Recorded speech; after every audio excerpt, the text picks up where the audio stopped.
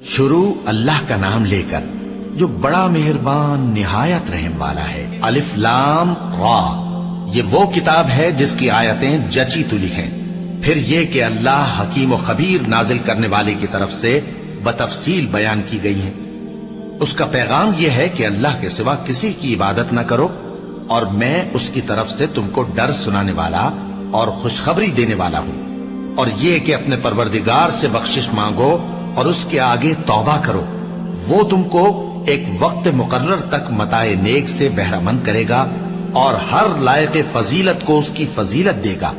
और अगर रूगर्दानी करोगे तो मुझे तुम्हारे बारे में कयामत के बड़े दिन के अजाब का डर है। तुम सबको अल्लाह की तरफ लौट कर जाना है और वो हर चीज पर कादिर है। देखो, ये अपने सीनों को दोहरा करते हैं ताकि अल्लाह से छुप जाएं। सुन रखो, जिस वक्त ये अपने कपड़ों में लिपट रहे होते हैं तब भी वो इनकी छुपी और खुली बातों को जानता है। वो तो दिलों की बातों तक से आगाह है। और जमीन पर कोई चलने फिरने वाला नहीं मगर उसका रिज्क अल्लाह के जिम्मे है। वो उसके रहने की जगह को भी जानता है और जहां सौंपा जाता है उसे भी। ये सब कुछ किताब रोशन में लिखा हुआ है। और वही तो है जिसने आसमानों और जमीन को 6 दिन में बनाया और उस वक्त उसका अर्श पानी पर था। तुम्हारे पैदा करने से मकसूद ये है कि वो तुमको आजमाए कि तुम में अमल के लिहाज से कौन बेहतर है। और ए नबी, अगर तुम कहो कि तुम लोग मरने के बाद जिंदा करके उठाए जाओगे तो काफिर कह देंगे कि ये तो खुला जादू हुआ। और अगर एक मुद्दत मुअय्यन तक हम इनसे अजाब रोक दें तो कहेंगे कि कौन सी चीज अजाब को रोके हुए है। देखो, जिस रोज वो इन पर वाक़े होगा फिर टलने का नहीं, और जिस चीज का ये मजाक उड़ाते हैं वो इनको घेर लेगी। और अगर हम इंसान को अपने पास से नेमत बख्शे फिर इससे उसको छीन ले तो नाउम्मीद और नाशुक्रा हो जाता है। और अगर तकलीफ पहुंचने के बाद आसाइश का मजा चखाएं तो खुश होकर कहता है कि सब सख्तियां मुझसे दूर हो गई। बेशक वो है ही खुशी में मस्त हो जाने वाला, बड़ा फख्र जताने वाला। हाँ, जिन्होंने सब्र किया और अमल नेक किए यही हैं जिनके लिए बख्शिश और अजर अजीम है। तो शायद तुम कुछ चीज वही में से जो तुम्हारे पास आती है छोड़ दो और इस ख्याल से तुम्हारा दिल तंग हो कि काफिर ये कहने लगे कि इस पर कोई खजाना क्यों नहीं नाजिल हुआ या इसके साथ कोई फरिश्ता क्यों नहीं आया। ए नबी, तुम तो सिर्फ नसीहत करने वाले हो और अल्लाह हर चीज का निगहबान है। क्या ये लोग कहते हैं कि इसने कुरान असखुद बना लिया है? कह दो कि अगर सच्चे हो तो तुम भी ऐसी 10 सूरतें बना लाओ और अल्लाह के सिवा जिस जिस को बुला सकते हो बुला भी लो। बस अगर वो तुम्हारी बात कबूल न करें तो जान लो कि ये कुरान अल्लाह के इल्म से उतरा है और ये कि उसके सिवा कोई माबूद नहीं। तो क्या तुम लोग इस्लाम लाते हो? जो लोग दुनिया की जिंदगी और उसकी ज़ेब ज़ीनत के तालिब हों, हम उनके अमाल का बदला उन्हें दुनिया ही में दे देते हैं और उसमें उनकी हक तलफी नहीं की जाती। ये वो लोग हैं जिनके लिए आखिरत में आतश जहन्नम के सिवा और कुछ नहीं। और जो अमल उन्होंने दुनिया में किए सब बर्बाद और जो कुछ ये करते रहे सब जाया हुआ। भला जो लोग अपने परवरदिगार की तरफ से दलील रोशन रखते हों और उनके साथ एक आसमानी गवाह भी उसकी जानिब से हो और इससे पहले मूसा की किताब हो जो पेशवा और रहमत है, तो क्या वो कुरान पर ईमान नहीं लाएंगे? यही लोग तो इस पर ईमान लाते हैं और जो कोई और फिरकों में से इससे मुनकिर हो तो उसका ठिकाना आग है। तो तुम इस कुरान से शक में ना होना, ये तुम्हारे परवरदिगार की तरफ से हक है, लेकिन अक्सर लोग ईमान नहीं लाते। और उससे बढ़कर जालिम कौन होगा जो अल्लाह पर झूठ बांधे? ऐसे लोग अपने रब के सामने पेश किए जाएंगे और गवाह कहेंगे कि यही लोग हैं जिन्होंने अपने परवरदिगार पर झूठ बोला था। सुन रखो कि जालिमों पर अल्लाह की लानत है, जो अल्लाह के रास्ते से रोकते और उसमें कजी चाहती हैं और वो आखिरत का भी इनकार करते हैं। ये लोग जमीन में कहीं छुपकर अल्लाह को हरा नहीं सकते और न अल्लाह के सिवा कोई इनका हिमायती है। ऐ पैगंबर, इनको दुगना अजाब दिया जाएगा क्योंकि ये शिद्दत कुफ्र से तुम्हारी बात नहीं सुन सकते थे और न तुमको देख सकते थे। यही हैं जिन्होंने अपने आप को खसारे में डाला और जो कुछ ये इफ्तिरा किया करते थे इनसे जाता रहा। बिलाशुबा ये लोग आखिरत में सबसे ज्यादा नुकसान पाने वाले हैं। जो लोग ईमान लाए और अमल नेक किए اور اپنے پروردگار کے آگے عاجزی کی، یہی صاحب جنت ہیں، ہمیشہ اس میں رہیں گے۔ دونوں فریقوں یعنی کافر و مومن کی مثال ایسی ہے جیسے ایک اندھا بہرا ہو اور ایک دیکھتا سنتا۔ بھلا دونوں کا حال یکساں ہو سکتا ہے؟ پھر تم سوچتے کیوں نہیں؟ اور ہم نے نوح کو ان کی قوم کی طرف بھیجا تو انہوں نے ان سے کہا کہ میں تم کو کھول کھول کر ڈر سنانے اور یہ پیغام پہنچانے آیا ہوں کہ اللہ کے سوا کسی کی عبادت نہ کرو، مجھے تمہاری نسبت دردناک عذاب کا خوف ہے۔ تو ان کی قوم کے سردار جو کافر تھے کہنے لگے کہ ہم تم کو اپنے ہی جیسا ایک آدمی دیکھتے ہیں اور یہ بھی دیکھتے ہیں کہ تمہارے پیرو وہی لوگ ہوئے ہیں جو ہم میں ادنا درجے کے ہیں، اور وہ بھی سطحی رائے سے، اور ہم تم میں اپنے اوپر کسی طرح کی فضیلت نہیں دیکھتے بلکہ تمہیں جھوٹا خیال کرتے ہیں۔ فرمایا کہ اے قوم دیکھو تو، اگر میں اپنے پروردگار کی طرف سے دلیل روشن رکھتا ہوں اور اس نے مجھے اپنے ہاں سے رحمت بخشی ہو جس کی حقیقت تم سے پوشیدہ ہو گئی ہے، تو کیا ہم اس کے لیے تمہیں مجبور کر سکتے ہیں جبکہ تم اس سے ناخوش ہو؟ اور اے قوم، میں اس نصیحت کے بدلے تم سے مال و زر کا مطالبہ تو نہیں کرتا، میرا صلہ تو اللہ کے ذمے ہے، اور جو لوگ ایمان لائے ہیں میں ان کو نکالنے والا بھی نہیں ہوں، وہ تو اپنے پروردگار سے ملنے والے ہیں، لیکن میں دیکھتا ہوں کہ تم لوگ نادانی کر رہے ہو۔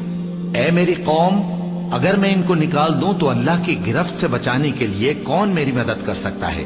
بھلا تم غور کیوں نہیں کرتے؟ اور میں نہ تم سے یہ کہتا ہوں کہ میرے پاس اللہ کے خزانے ہیں، اور نہ یہ کہ میں غیب جانتا ہوں، اور نہ یہ کہتا ہوں کہ میں فرشتہ ہوں، اور نہ ان لوگوں کی نسبت جن کو تم حقارت کی نظر سے دیکھتے ہو یہ کہتا ہوں کہ اللہ ان کو بھلائی یعنی اعمال کی جزا نہیں دے گا۔ جو ان کے دلوں میں ہے اسے اللہ خوب جانتا ہے، اگر میں ایسا کہوں تو بے انصافوں میں ہو جاؤں۔ انہوں نے کہا کہ نوح، تم نے ہم سے جھگڑا تو کیا اور جھگڑا بھی بہت کیا، اب اگر تم سچے ہو تو جس چیز سے ہمیں ڈراتے ہو وہ ہم پر لا نازل کرو۔ نوح نے کہا کہ اس عذاب کو تو اللہ ہی چاہے گا تو نازل کرے گا، اور تم اللہ کو کسی طرح ہرا نہیں سکتے، اور اگر میں یہ چاہوں کہ تمہاری خیر خواہی کروں اور اللہ یہ چاہے کہ تمہیں گمراہ رہنے دے تو میری خیر خواہی تم کو کچھ فائدہ نہیں دے سکتی۔ وہی تمہارا پروردگار ہے اور تمہیں اسی کی طرف لوٹ کر جانا ہے۔ کیا یہ لوگ کہتے ہیں کہ اس پیغمبر نے قرآن اپنے دل سے بنا لیا ہے؟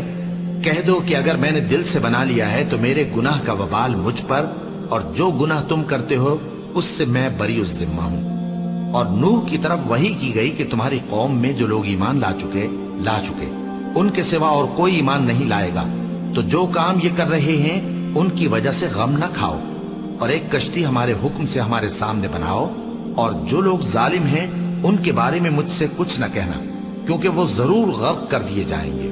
اور نوح نے کشتی بنانا شروع کر دی، اور جب ان کی قوم کے سردار ان کے پاس سے گزرتے تو ان سے تمسخر کرتے۔ وہ کہتے کہ اگر تم ہم سے تمسخر کرتے ہو تو جس طرح تم ہم سے تمسخر کرتے ہو اسی طرح ایک وقت ہم بھی تم سے تمسخر کریں گے، اور تم کو جلد معلوم ہو جائے گا کہ کس پر عذاب آتا ہے جو اسے رسوا کرے گا، اور کس پر ہمیشہ کا عذاب نازل ہوتا ہے۔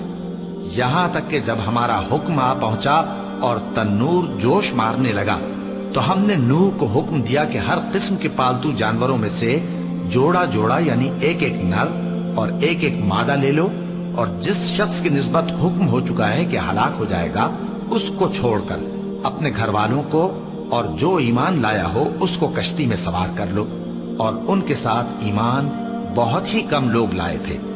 نوح نے کہا کہ اللہ کا نام لے کر کہ اسی کے کرم سے اس کا چلنا اور ٹھہرنا ہے، اس میں سوار ہو جاؤ، بے شک میرا پروردگار بخشنے والا ہے، مہربان ہے۔ اور وہ ان کو لے کر طوفان کی لہروں میں چلنے لگی۔ لہریں کیا تھیں؟ گویا پہاڑ تھے۔ اس وقت نوح نے اپنے بیٹے کو جو کشتی سے الگ تھا پکارا کہ بیٹا ہمارے ساتھ سوار ہو جا اور کافروں میں شامل نہ ہو۔ اس نے کہا کہ میں ابھی پہاڑ سے جا لگوں گا، وہ مجھے پانی سے بچا لے گا۔ فرمایا کہ آج اللہ کے عذاب سے کوئی بچانے والا نہیں اور نہ کوئی بچ سکتا ہے مگر وہی جس پر اللہ رحم کرے۔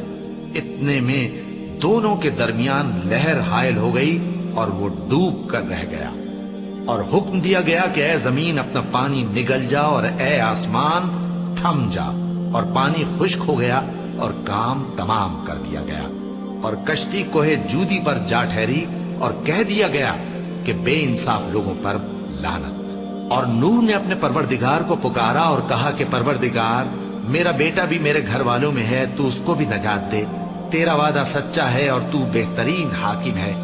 اللہ نے فرمایا کہ اے نوح، وہ تیرے گھر والوں میں نہیں ہے، وہ تو سراسر بد عمل ہے، تو جس چیز کی تم کو حقیقت معلوم نہیں اس کے بارے میں مجھ سے درخواست ہی نہ کرو، اور میں تم کو نصیحت کرتا ہوں کہ نادان نہ بنو۔ نوح نے کہا پروردگار، میں تجھ سے پناہ مانگتا ہوں کہ ایسی چیز کی تجھ سے درخواست کروں جس کی حقیقت مجھے معلوم نہیں، اور اگر تو مجھے نہیں بخشے گا اور مجھ پر رحم نہیں فرمائے گا تو میں تباہ ہو جاؤں گا۔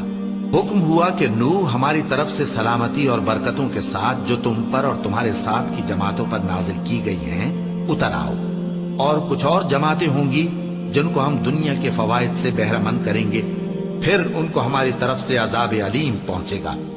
یہ حالات غیب کی خبروں میں سے ہیں جو ہم تمہاری طرف بھیجتے ہیں، اور اس سے پہلے نہ تم ہی ان کو جانتے تھے اور نہ تمہاری قوم ہی ان سے واقف تھی، تو صبر کرو کہ انجام پرہیزگاروں ہی کا بھلا ہے۔